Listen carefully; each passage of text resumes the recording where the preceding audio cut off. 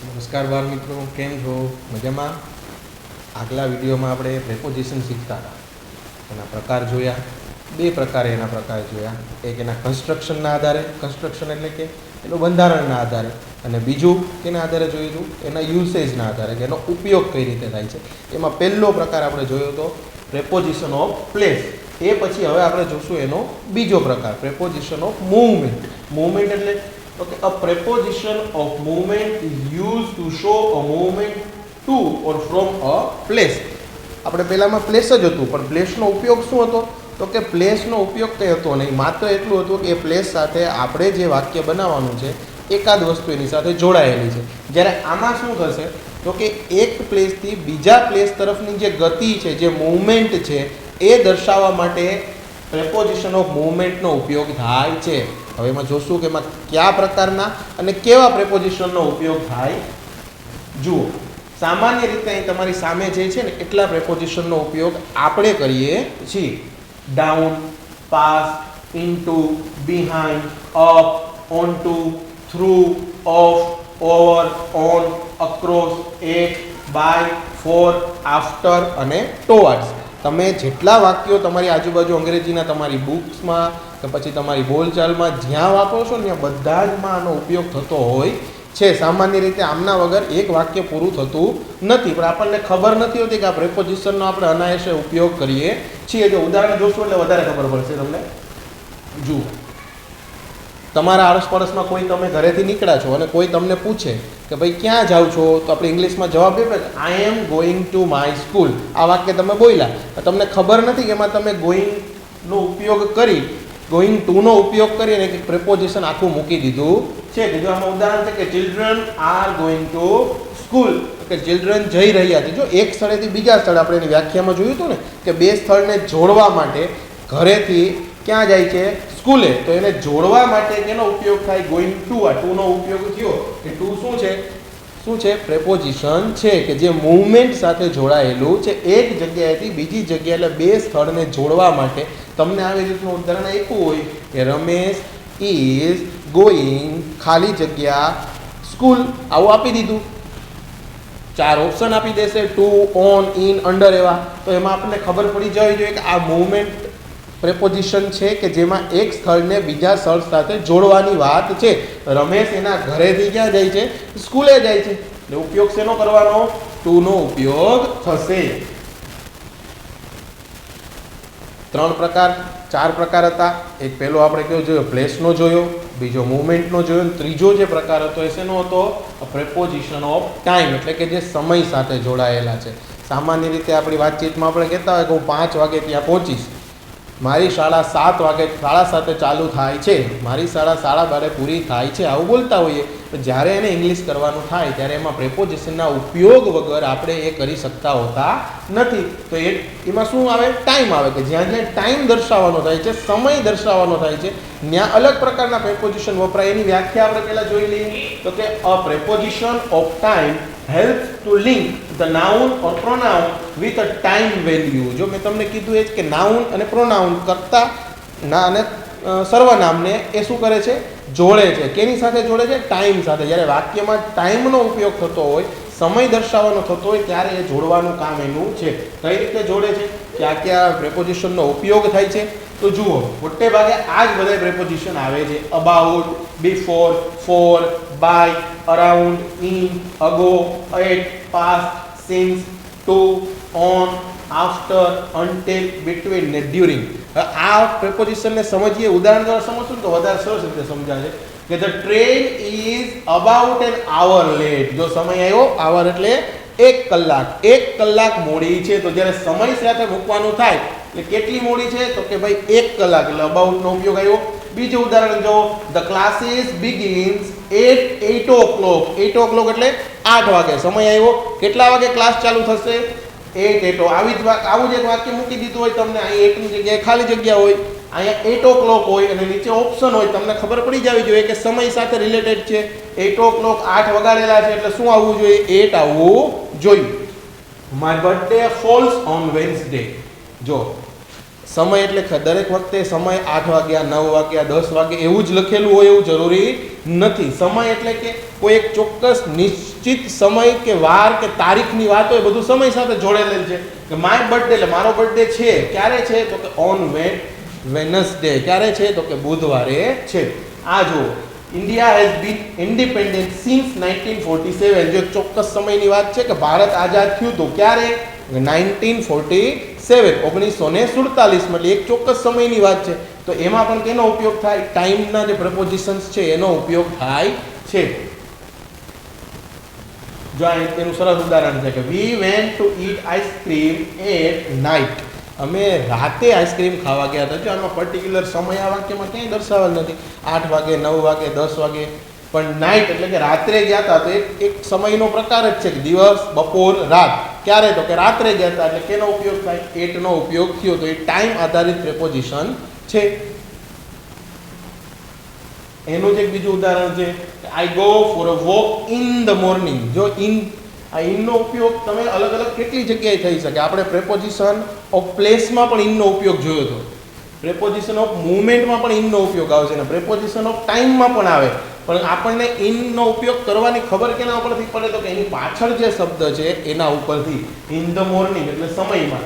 ક્યારે તો કે ભાઈ સવારમાં. ઓલું કેમ નાઇટમાં આઈસ્ક્રીમ ખાવા ગયા હતા એમ સવારમાં વોક કરવા ગયા હતા તો ઇન.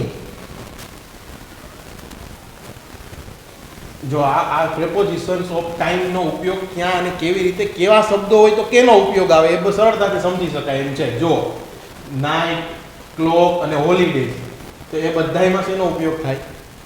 કેનો ઉપયોગ થાય? એટનો. જો એટ નાઇટ, પછી સમય પર્ટિક્યુલર આપ્યો હોય 7 o'clock તોય 8, 6:35 8, Christmas 8, weekend 8. We are going for a holiday at Christmas. અમે ક્યારે જવાના છીએ તો કે ક્રિસમસ ઉપર, બરોબર. એવી રીતે વીકેન્ડ. ઓનનો ઉપયોગ ક્યારે થાય તો કે ભાઈ પર્ટિક્યુલર ડે ઓફ વીક્સ એટલે કે કોઈ પણ એક વાર હોય, Monday, Tuesday, Wednesday, Thursday, Friday, Saturday, કોઈ પણ હોય, વારનો ઉપયોગ થાય એટલે કોણ આવે એની સાથે?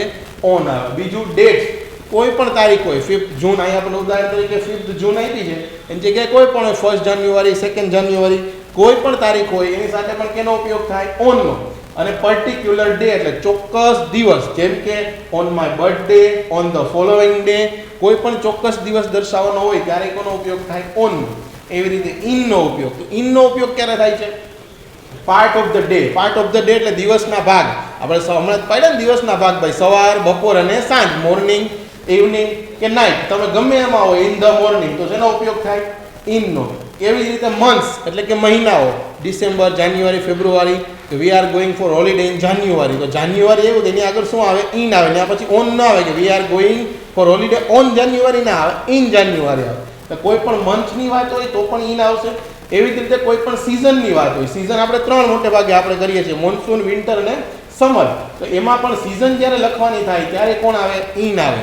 In the winter, in the summer અને ઇન ધ મોન્સૂન. એવી જ રીતે યર હોય, કોઈ પણ આપણે જોયું ને એમાં 1947, ઇન 2015, ઇન 2016, 2017, કોઈ પણ વર્ષ જ્યારે દર્શાવવાનું થાય ત્યારે ઇન આવે.